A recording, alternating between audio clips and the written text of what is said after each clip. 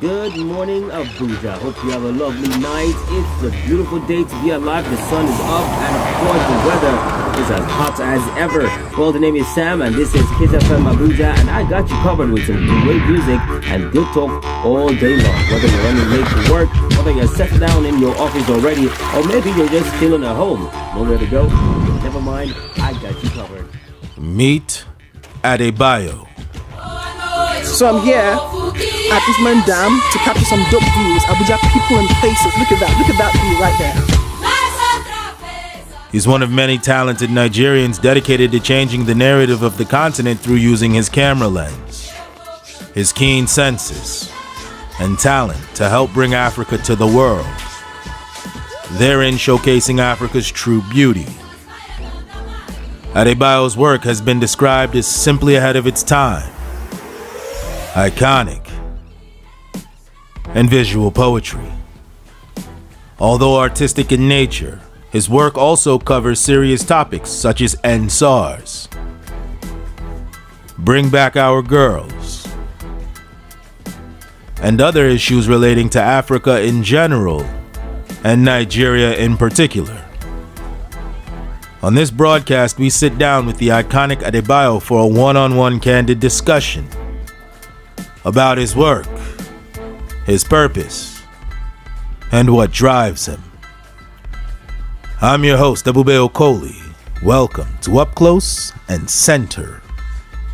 Please remember to like, share, subscribe, and hit that bell notification icon so that you'll be among the very first to know when more exclusive Up Close and Center content becomes available.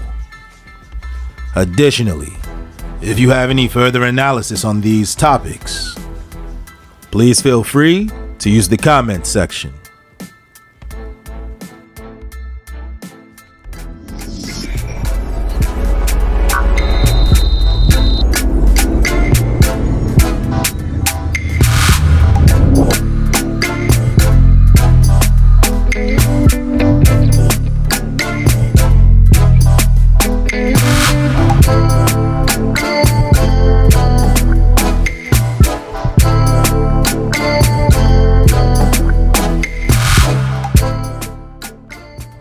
Adebayo, it's a pleasure to finally meet you, man. Definitely a pleasure. The feeling is mutual, absolutely. It's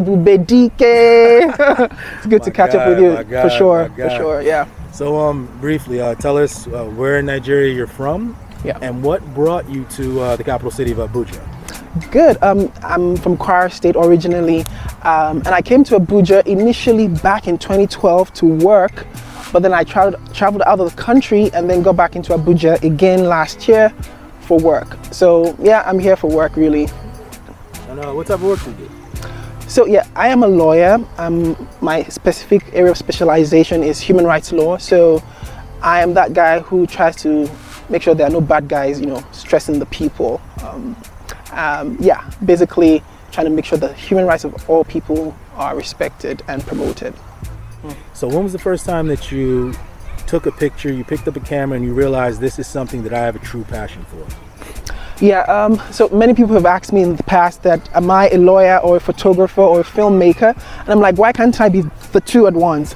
The first time I think I took this seriously was back in 2014, and incidentally it's not the most pleasant of experiences because what I was trying to do at the time was that I had recorded a video with some friends of mine back in 2014 to talk about the Bring Back Our Girls situation in Nigeria, and I was in South Africa at the time and I just was concerned, and so it was an advocacy video, and all that I used at the time was just my phone, and it went viral, and I got called for interviews to come on national TV in South Africa to speak to the issue of Bring Back Our Girls. That was very powerful and gave me an opportunity to speak to this issue and bring attention to something that was very dear to my heart. And from that moment on, I then realized again how powerful visuals are in, stirring a narrative, starting a debate, changing people's mindset and, pushing for change. That's extremely interesting. So you realize it's like the power of photography, the power of picking up a camera and telling your story, because that translates into other things, right? So now you're part of a group of creatives that's helping to change the narrative in Africa, because before, as Chimamanda put it, there was the danger of the one story where you'd always see Africans with flies on their face, or it'd be famine, or it'd be war, and it was never Africans telling their stories. It was always outsiders telling their stories. Yeah. So what part do you see yourself playing in bringing the story of Africans to the world, being told by Africans through independent media? No, I'm so glad in the era that we currently live in. It's the era that allows us to be able to, pull back the reins and tell our own story, because prior to now, it was big media, and whatever big media shows you is what you believe. And that, for the longest time, like you did say, has put Africa in a very, negative light. You would see Africa, you wonder, oh, do people all live in huts and forests and all of that? And I'm very tired of that kind of narrative. And so it's very useful and very great that we have these tools at our disposal, and you could pick up a camera and showcase the beauty of the countries that we have across the continent of Africa, and have people informed as a result of that. And many times it's been so thrilling to see when I showcase parts of Africa, all the places I've been to, not just Nigeria, there's been South Africa, there's been Zimbabwe, there's been Zambia, and you just name it.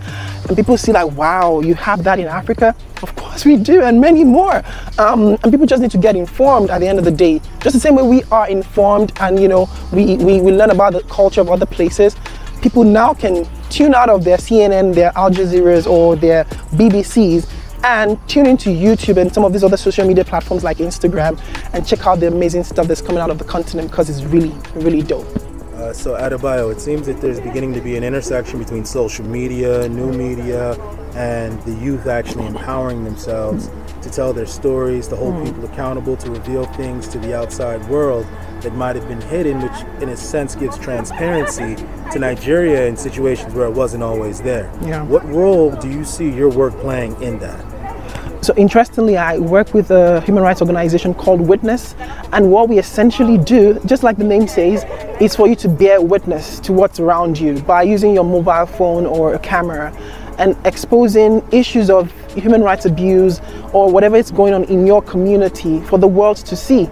And that is made possible because we have the technology now, we have the social media platforms. That's why all of this is very interconnected. People need to be able to maximize the tools that we have, so that whatever is happening in Libya, somebody in Egypt could see. Whatever is happening in the United States, somebody in Nigeria could see, and vice versa. And at the end of the day, I feel then it becomes a responsibility of everybody to get informed, because the information is already out there. Then you have to access it. So there are no excuses now to be ignorant. If you don't know about a country or about a continent, that's on you. It's not because the information is not out there, it's because you have not taken the time to search and get to acquire the knowledge that you need. Exactly. It's a global world now. You got to find it out. You have to learn about your world and your surroundings. It's actually crazy. I actually was in another country when I learned about your work, from another country. That's true. That shows you the reach, exactly, that the power, if you will, that it has. Exactly. That's my point, exactly, because I'm just meeting you for the first time, and we only connected through social media across the borders, across continents. And so yeah, at the end of the day, everybody, you have every opportunity in your hands to learn more. And so you just go figure it out. No excuses for ignorance. That's just it, really.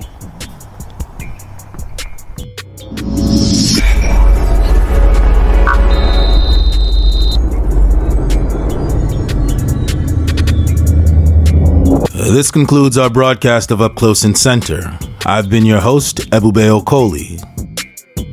Please remember to like, share, subscribe, and hit that bell notification icon so that you'll be among the first to know every time new content becomes available. Additionally, if you have any further analysis, please feel free to use the comment section. Thank you for your time and your commitment to the continent.